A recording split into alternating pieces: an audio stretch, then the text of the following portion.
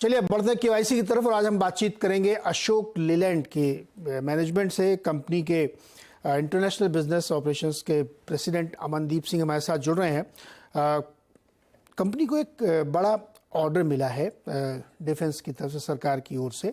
अमनदीप जी, बहुत बहुत स्वागत है आपका। ये जो ऑर्डर है, मेरे इसके बारे में थोड़ा बताइए कि इसकी डिलीवरी का टाइमलाइन क्या है।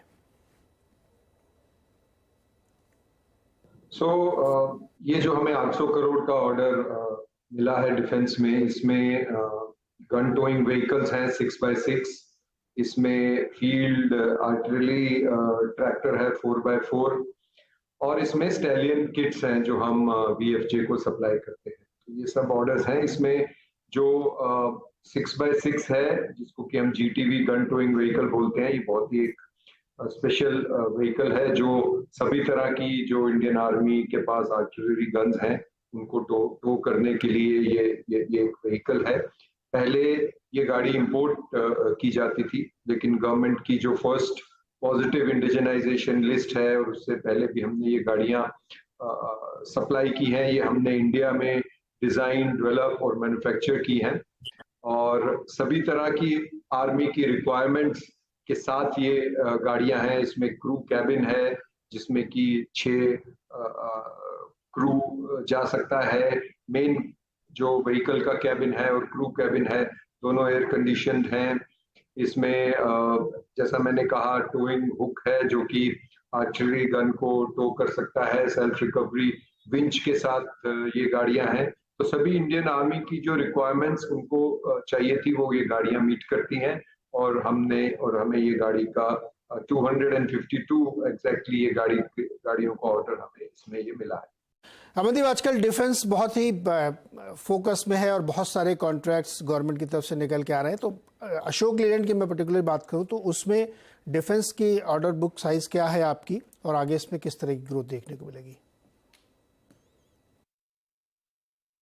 देखिए, इस वक्त टोटल अगर हम इसको मिला लेते हैं, टोटल डिफेंस ऑर्डर बुक जो हमें भी एग्जीक्यूट करने हैं करीब 1200 करोड़ की है और करीब 700 करोड़ के करीब हमने टेंडर में ऑलरेडी पार्टिसिपेट किया हुआ है और जिसका कि अभी रिजल्ट आने हैं।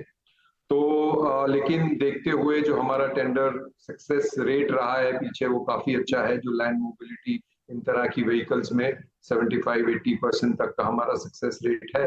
तो हमारे पास ऑर्डर बुक है और ये जो सभी हमने प्लेटफॉर्म्स डेवलप किए हैं, चाहे वो 4x4 हो, 6x6, 8x8, 10x10, ये इन सभी की रिक्वायरमेंट है आज इंडियन आर्मी में। सो इसके बाद भी हम एक्सपेक्ट करते हैं कि और जो टेंडर्स हैं वो इसमें आएंगे और हम इसमें पार्टिसिपेट कर पाएंगे और जो हमने एक ये कंप्लीट इकोसिस्टम जो आज इन डिफेंस गाड़ियों के लिए क्रिएट किया है, जिसमें कि बहुत सारे MSMEs हमारे साथ इसमें जुड़े हैं जो कि कंपोनेंट्स हमारे लिए बनाते हैं यहाँ पे। तो एक पूरा जो ये इकोसिस्टम जुड़ा है, हम सब आशा कर रहे हैं कि जैसे ये अभी एक शुरुआत कुछ टाइम बीच में जो ये रुका था, तो एक शुरुआत अब दोबारा से हुई है। तो मुझे पूरा विश्वास है कि ये कंटिन्यू रहेगी, क्योंकि जो जिस तरह की इन्वेस्टमेंट्स हमने इसमें की हैं, तो मुझे पूरा विश्वास है कि हम आगे भी और इस ऑर्डर बुक को और बढ़ा पाएंगे। और यदि आप देखें तो करीब हमारा ये टारगेट है कि अगले 3 साल में हम करीब 3500 तक का ऑर्डर जो है वो इस सेक्टर में एग्जीक्यूट कर सकते हैं। अमनदीप, ये जो डिफेंस का है तो लगातार बढ़ ही रहा है, तो किस तरीके का रेवेन्यू कंट्रीब्यूशन हो रहा है और आउटलुक क्या होगा?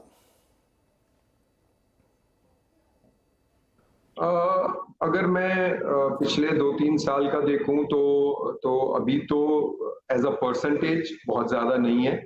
हमें, जैसा मैंने कहा, हमें उम्मीद है इस साल हम पिछले साल से डबल से ज्यादा करने की उम्मीद कर रहे हैं कि हम डिफेंस सेक्टर में more than double in terms of जो गाड़ियां हैं जो हम सप्लाई करेंगे, नंबर्स में भी और टॉप लाइन में भी हमारा एक प्रयास है। और जो ऑर्डर बुक हमारे पास है तो हम उसको डबल से भी ज्यादा कर पाएंगे।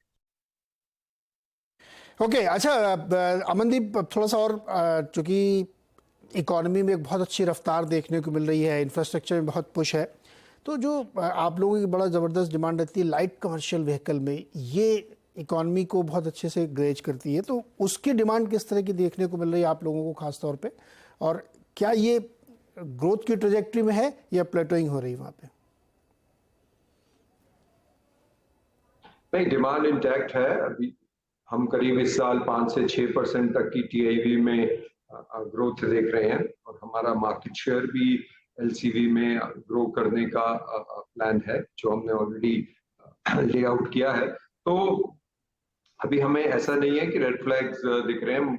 इंडियन इकोनॉमी जो है वो अच्छा कर रही है, रोड्स का जो इंफ्रास्ट्रक्चर का जो नेटवर्क है वो बहुत अच्छा हुआ है। तो मेरे ख्याल से जो पर्टिकुलरली जो एलसीवी व्हीकल्स की पेनिट्रेशन है ओवरऑल इंडिया में, बाहर के मुल्कों को अगर आप देखेंगे, जो ओवरऑल कमर्शियल व्हीकल्स में जो एलसीवी का परसेंटेज है वो यहाँ पे भी काफी कम है।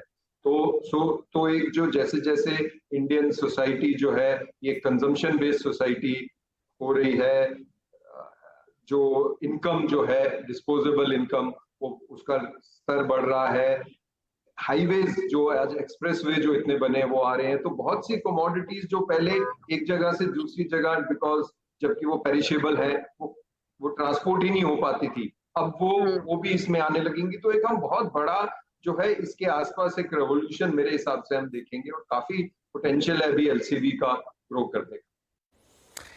जी बिल्कुल, डोमेस्टिक तो बहुत ही बढ़िया कारोबार हुआ रोड्स वगैरह भी ठीक होने से, लेकिन इंटरनेशनल कारोबार में बड़ी दिक्कत थी। क्या वो ठीक हुआ, सुधरा, या अभी उसमें और समय लगेगा?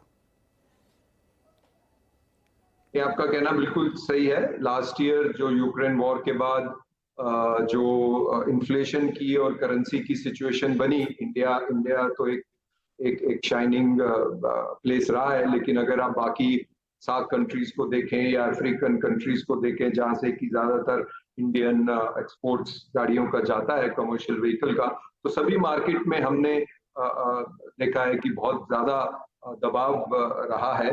लेकिन यदि आप हमारी फिगर्स लास्ट ईयर की देखेंगे तो इन स्पाइट ऑफ दिस कई जगहों पे 30% 40% तक मार्केट डाउन हुई है, लेकिन हमने अपने नंबर्स को मेंटेन किया। हल्का सा ग्रोथ हमने फिर भी लास्ट ईयर शो किया है। तो ये हमारा जो हमने अपना प्रोडक्ट पोर्टफोलियो और जो हमारी कंट्रीज हैं जो कि हम इंटरनेशनल मार्केट में एड्रेस करते हैं, उसको जो हमने लास्ट 2-3 साल में बढ़ाया है, स्पेशली इन अफ्रीका, और जो हमने आज अपना एक जीसीसी में जो एक ब्रांड वैल्यू जो अशोक लेलैंड की है वो एस्टेब्लिश की है, आई थिंक उसका हमें बहुत फायदा मिला, और हम इसलिए मार्केट को बीट करने में उसमें सफल रहे हैं।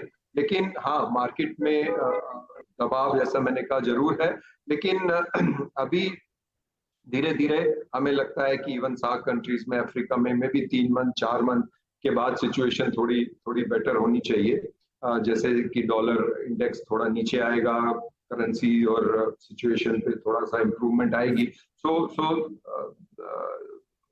Things should start looking up. Okay, तो इंटरनेशनल मार्केट भी अगले 1-2 क्वार्टर के बाद इम्प्रूव होगा, और इसका फ़ायदा अशोक लेलैंड को मिलेगा। और डिफेंस तो डेफिनेटली एक बड़ी हॉट थीम है जिसका फ़ायदा उठा रहे हैं। अमनदीप हमें ये जानकारी दे रहे थे। अमनदीप जी, बहुत बहुत शुक्रिया CNBC आवाज़ से बातचीत करने के लिए। एक छोटा सा ब्रेक लेंगे यहाँ पे, और ब्रेक के बाद हम बातचीत करेंगे रिलायंस की आज, क्योंकि आज बहुत इंपॉर्टेंट डे है रिलायंस के लिए और उनके निवेशकों के लिए, उसके पोटेंशियल निवेशकों के लिए। सुमित आज हमारे साथ जुड़ेंगे, कुछ जानकारी लेके आए हैं। ब्रेक के बाद इस पर चर्चा करेंगे।